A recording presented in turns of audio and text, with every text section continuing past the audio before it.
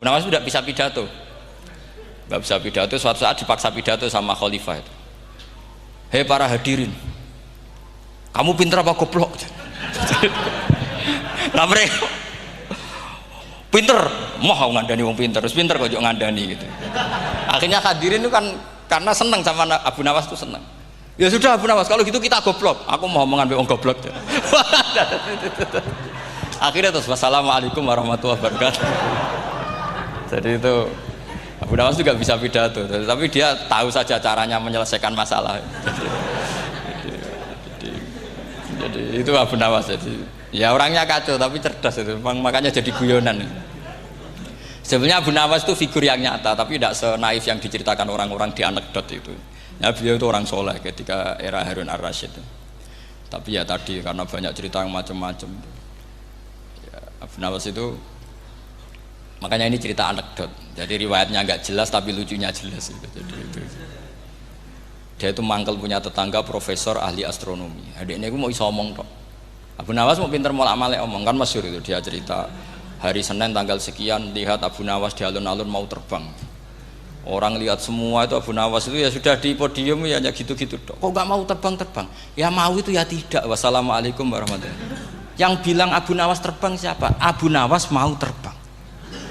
Yang namanya mau itu ya tidak.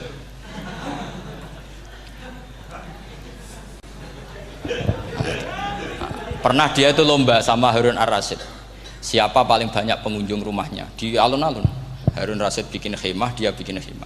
Tentu cerita ini bohong, yakini ini bohong, makanya bohong tenang. Makanya ini anekdot, hanya guyonan. Harun ar-Rasyid karena dia raja itu ada apel, ada makanan macam-macam. Ya tentu pengunjungnya banyak. Batas akhir itu penilaian jam 12 malam. Abu Nawas tenang, satu pun nggak ada pengunjung, nggak ada makanan, nggak ada apa. Pas jam 12 rumahnya dia, kemahnya dibakar, orang ke dia semua. Tit menang dia karena jumlahnya, bahkan Harun ar-Rasyid itu datang ke kemahnya dia. Karena lombanya kan pengumpulan massa terbanyak, tit jam 12. Harun ar-Rasyid pikirannya, santri ya guys, sugoi jajan mesti teko, pikirannya gitu. Abu Nawas pikirannya beda, jenenge ana kebakaran pasti datang. Wis dihitung biaya khemah sama hadiahnya banyak hadiahnya. Yang ahli falak ini punya ilmu yang rasional, yang pinter sekali. Dia ilmuwan bahwa bumi itu bulat-bulat. Nah, saya lagi tren meyakini bumi flat niku ya kacau niku. Mau gara-gara penjelasan sing sepihak. Niku wong nganggur. Lah wong ilmuwan kok sentimennya perkara wedi dhuwit. Enggak boleh ilmuwan menyebut sentimen apa? Uang. Akhir bumi itu bulat-bulat. Jadi kalau Anda jalan ke timur terus nanti ke titik yang sama. Abu Nawas paham karena dia memang enggak ahli sains gitu. Suatu saat si profesor ini kemalingan, malingnya melayu ngetan. Minta tolong sama Abu Nawas, kejarlah maling itu. Kemana? Ke timur. Dia ngejar ke barat. Ditanya sama profesor, saya udah bilang larinya maling itu ke timur, kalau kejar ke barat nanti ketemu di titik yang sama. Jadi, akhirnya profesornya ngerti, oh ngenyek tuh. Jadi, nah khawatir saya nanti kalau santri-santri tidak pinter ilmu, terus pilihannya ilmu kayak Abu Nawas, jalan pintas tadi. Karena belajar falak jelimet, belajar faraid apa? Jelimet, ada aul, ada roh, terus semua ada masalah yang ruwet-ruwet terus.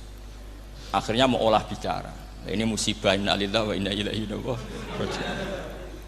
Itu tidak boleh. Quran tidak mengajarkan itu. Quran tetap mengajarkan ilmu meskipun ada nilai seninya. Ya tadi nilai seni tadi misalnya Allah mencontohkan daraba wa masalah rajulan fihi syuraka. Terus kedua uniknya Quran itu begini. Setelah dipikir itu nyata-nyata lebih detail. Misalnya begini.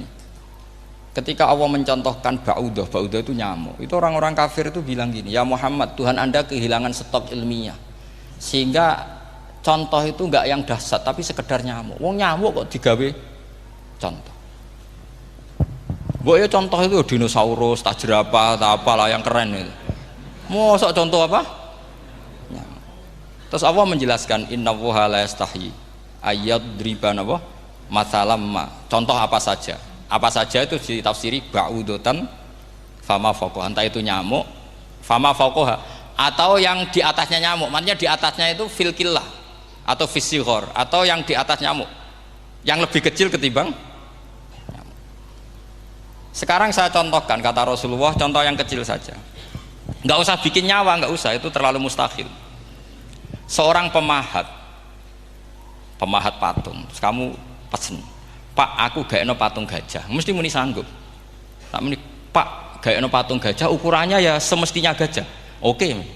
Tapi Pak aku gaekno patung nyamuk, ukurannya ya sak nyamuk, kira-kira sanggup apa enggak?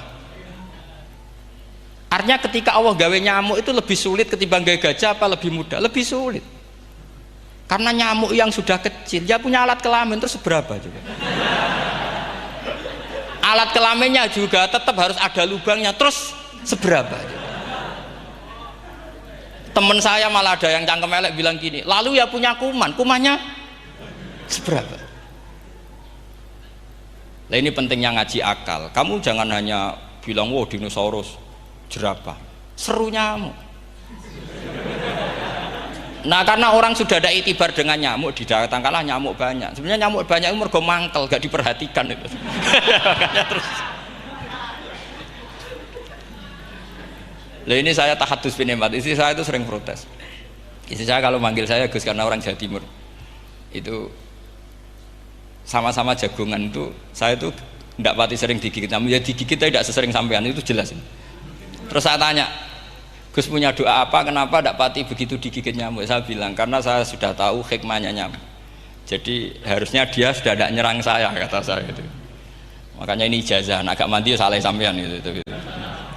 Karena tadi logika yang terbangun gitu, kalau Allah bikin gajah, melubangi belalai gajah itu masih masuk akal, bahkan saat kita bikin patung masih bisa.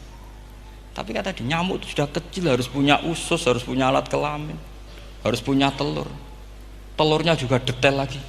Ini disebut innallaha la yastahyi ayyadriba mathalam ma ba'udah. Sehingga ba'udah di mata ahli tafsir, di mata ulama ini contoh yang luar biasa. Tapi di mata orang-orang yang nggak seneng mikir, kok terima nyamuk itu. Makanya saya minta kangkang di sini bisa makan itu harus syukur. Makan itu luar biasa. Saya itu sering nyontohkan di Jogja ini. Saya punya teman sakit, kalau nggak ada obat dari Belanda itu mati. Kalau ini nggak dapat obat bagus dari Belanda atau dari Jerman itu meninggal. Berapa bulan lagi matinya? 3 bulan. Kalau nggak sampai dapat obat mati 3 bulan. Oh masih mandi obat yang di Jogja, apa itu makan atau minum? Kalau orang nggak minum nggak sampai 3 bulan sudah mati. Boy orang itu mikir seperti itu. Tapi kita ini kalau obat dari Jerman, dari Belanda itu hebat. Kalau enggak kita mati sebulan lagi, 3 bulan lagi. Allah bikin obat pada kita tiap hari, yaitu kita bisa makan, bisa minum. Itu kalau sekali nggak makan 5 hari bisa mati sama. Tapi kita karena ngakan tuh hal yang biasa, nak duit iso utang, terus dianggap biasa. Ini kalau ulama masalah besar. Punya otak seburuk itu tuh masalah besar bagi ulama.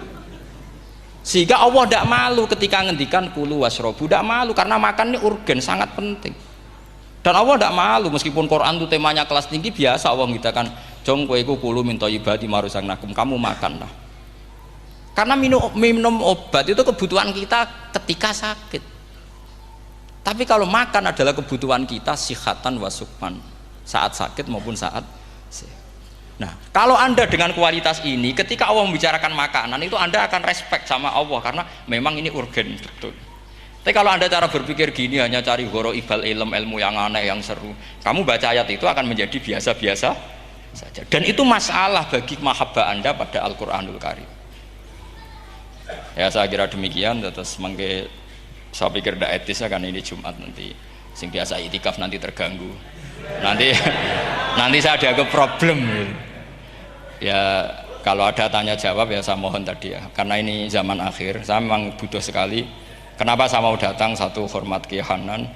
Dua, saya memang ingin banyak mufassir lagi, jangan hanya lewat baca terjemah kemudian merasa menjadi ahli apa Quran atau ahli tafsir. Itu musibah besar itu masalah besar itu. Ya pokoknya saya mohon lah ya setidaknya gitu. Misalnya orang kafir, kamu cari saja orang kafir, ternyata ada yang harbi, ada yang dhimmi, ada yang mu'ahad, ada yang mustakman. Lalu dalam tarikh ada kafir Yahudi, kafir Nasrani, kafir ahli kitab. Kalau di fikih ada kafir yang lahum kitabun, ada yang tidak lahum kitabun.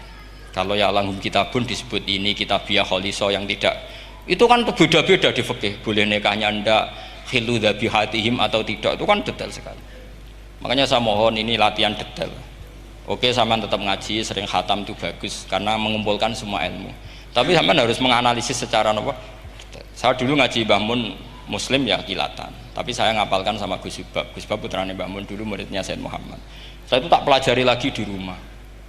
Tak analisis lagi setelah besar sampai sekarang karena ya itu beda. Kita selalu Rabbi zidni apa? Ilma. Misalnya begini contoh ya, contoh. Kita mungkin tahu maknanya ayat tertentu itu begini. Misalnya begini. Faqula lahu qaulal layyinan la'allahu yatadzakkaru aw yakhsha.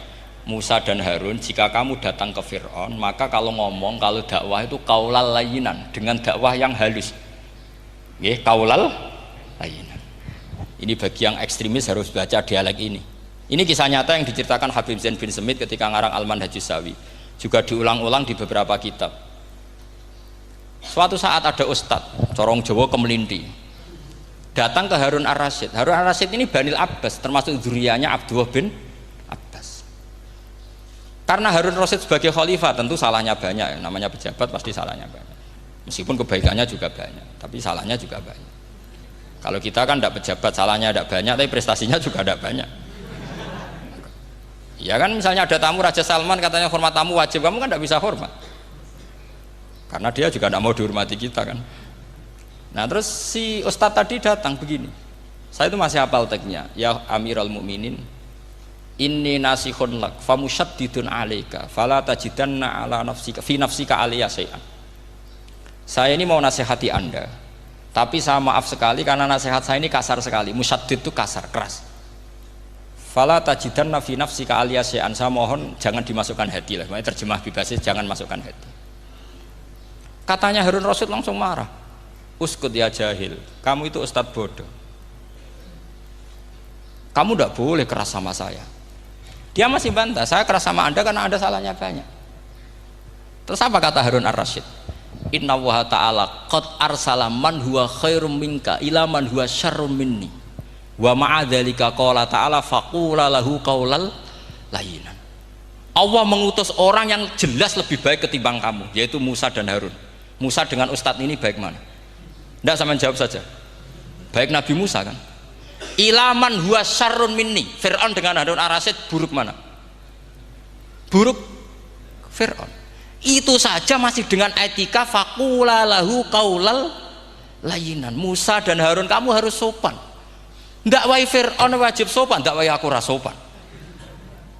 Nah ini sudah iktibar dari terjemah netral atau terjemah yang datar bahwa Allah ngutus Musa dan Harun ke Fir'aun dan Musa dan Harun diharuskan kaulal layinan. Tapi menjadi energi mafhum yang luar biasa. Nak dakwai Fir'aun wae kaulan layinan, apa maneh dakwai podo-podo mukmin. Makanya kata Harun Rasyid, uskut ya jahil. Inna wa ta'ala qad arsala man huwa khairum minka ila man huwa syarrun minni. Wa ma'adzalika qala ta'ala faqula lahu qaulal layyin.